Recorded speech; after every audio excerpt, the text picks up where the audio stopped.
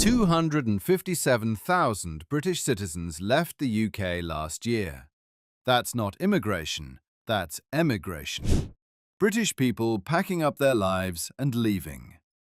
According to revised Office for National Statistics data released in November 2025, this number is 3 times higher than previous estimates. We're not talking about retirees moving to Spain. We're talking about working families, young professionals, entire households deciding Britain isn't working for them anymore. And here's what's more interesting. Net migration of British nationals hit minus 114,000 in 2024. More British people are leaving than returning home. This isn't a blip, it's a trend that's been building since 2021. Today, we're breaking down the 10 real reasons why thousands are choosing to start fresh abroad. These aren't rumors or theories. Every reason is backed by government statistics, research data, and real experiences. Let's get into it. Let's start with the obvious one: money. Between May 2021 and May 2024, UK consumer prices increased by 20.8% total. 20.8. That's according to House of Commons Library research. Food prices alone jumped 30.6% over 3 years. It used to take 13 years for food prices to rise that much. Now it happens in 3. The Joseph Rowntree Foundation found that 7 million low-income households were going without essentials by May 2024. Not luxuries, essentials. Food, heating, basic hygiene. In April 2024, 72% of adults reported their cost of living had increased. Of those, 92% said it was food prices. 80% said energy bills. Here's the kicker: wages haven't kept up. Real median household incomes fell 1.6% between 2019-20 and 2022-23. For the lowest income 10%, down 6.6%. You're earning less in real terms while everything costs more. And people are thinking, why stay? Countries like Portugal, Spain, even Poland offer lower living costs with similar or better quality of life. So they leave. The National Health Service. Once the pride of Britain, now a source of national anxiety. Waiting lists hit 7.6 million people in 2023. 7.6 million. That's more than 10% of the entire UK population waiting for treatment. Average wait times for routine operations have ballooned. Hip replacements, cataract surgery, things that significantly impact quality of life.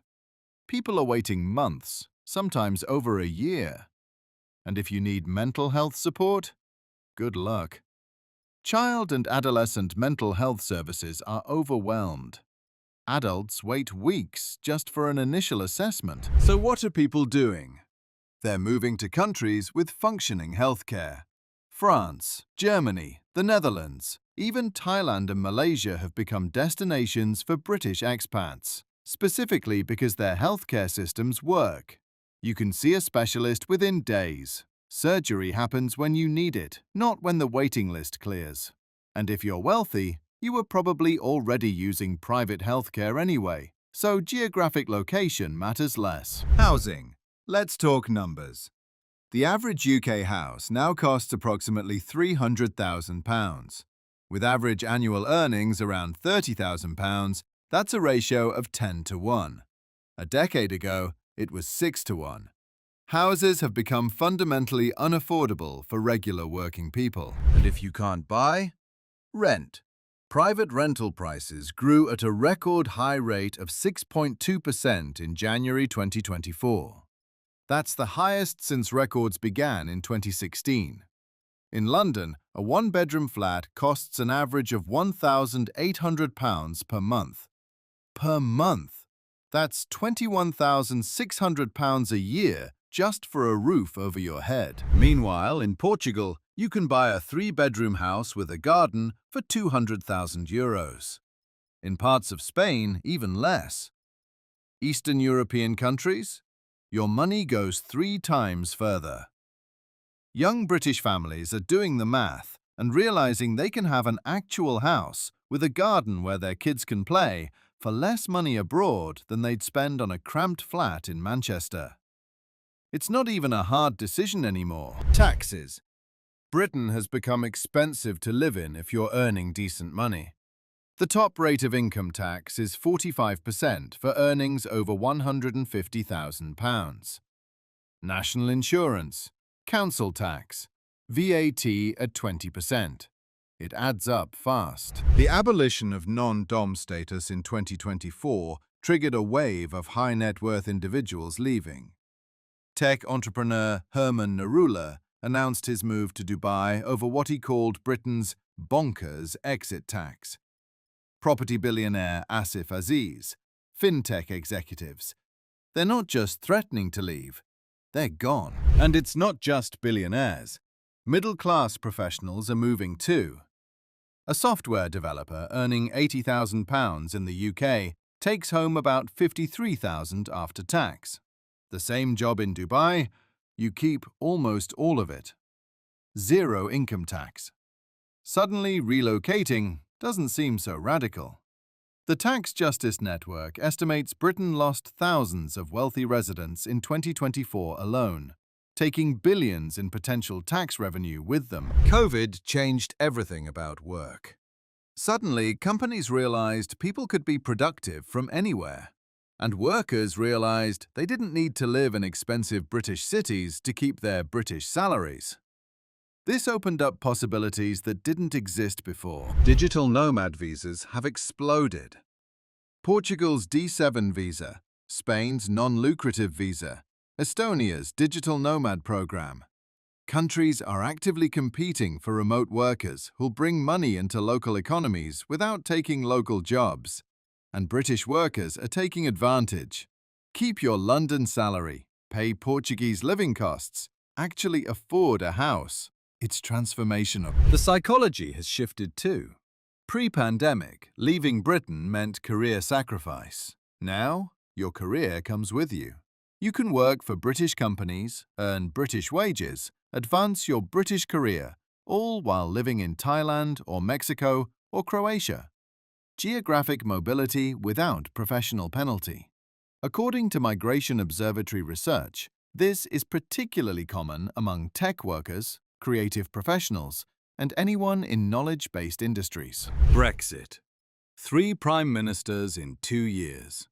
The Liz Truss economic crisis that lasted 49 days. Endless political chaos. Constant scandals. People are exhausted.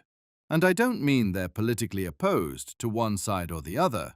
I mean they're tired of the entire circus. According to ONS surveys, trust in government has been declining since 2016. The Brexit referendum fractured the country politically and socially. Families stopped speaking, friends fell out, communities divided.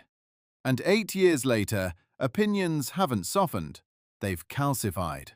The country feels stuck in permanent political warfare. So people are asking themselves, do I want to raise my kids in this environment?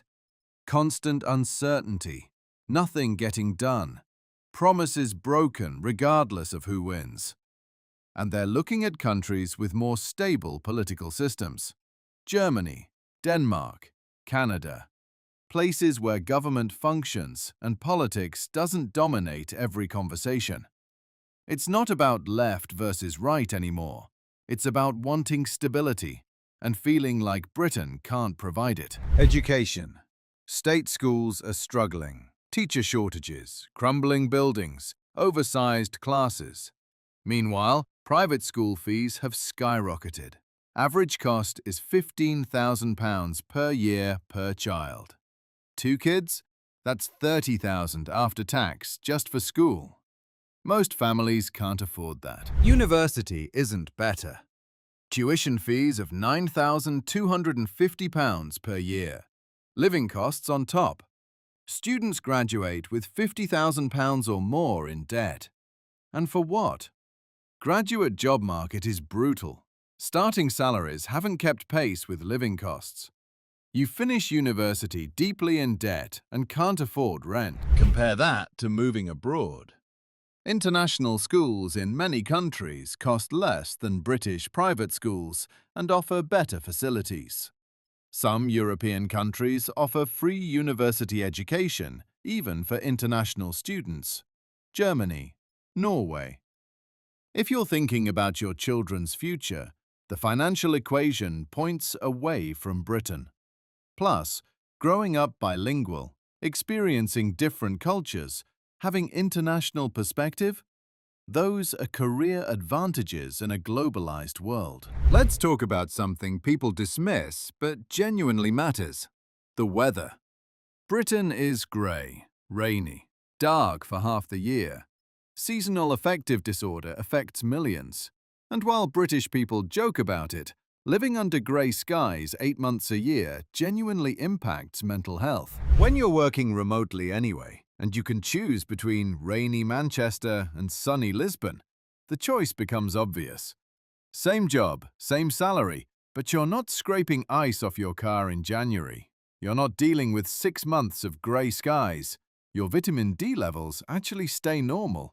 Your mental health improves. Quality of life isn't just money. It's waking up to sunshine, being able to spend time outdoors year-round, having energy instead of trudging through dark commutes in the rain. And once you've experienced living somewhere with decent weather, going back to British grey becomes unthinkable. This is particularly true for retirees. Why spend your final decades in the cold and rain when you could have sunshine? Crime statistics are concerning people. Knife crime in London hit record levels. According to Metropolitan Police data, there were over 12,000 knife offences in 2023-24. Police numbers are down, response times are up. People don't feel as safe as they used to. Now, context matters. Britain is still safer than many countries, but perception and trend matter too. If you feel less safe than you did 5 years ago, and you have the option to move somewhere safer, why wouldn't you? Especially if you have children.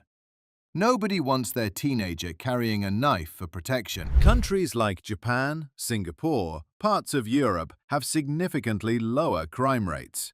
You can leave your bike unlocked. Kids can walk to school alone.